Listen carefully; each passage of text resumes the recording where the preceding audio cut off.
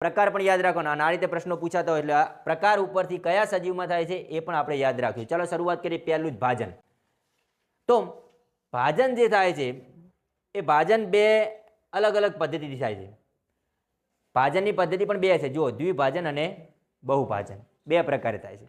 હવે દ્વિભાજન કયા સજીવમાં થશે અને બહુભાજન કયા સજીવમાં થશે એ પણ નામ યાદ રાખવાનું. ઓકે, એક કોષીય સજીવ, આ જે ભાજનની પ્રક્રિયા છે એ શેના માટે છે? એક કોષીય સજીવ માટે છે.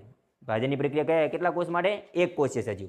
એક કોષીય સજીવમાં કોષ વિભાજન અથવા ભાજન દ્વારા નવા સજીવોની ઉત્પત્તિ થાય છે. ભાજનના ટોટલ બે પ્રકાર છે. બે પ્રકાર કયા કયા દર્શાયા? દ્વિભાજન અને બહુભાજન. હવે એના નામ ઉપરથી તમને ખબર પડે કે ભાઈ દ્વિભાજન એટલે શું?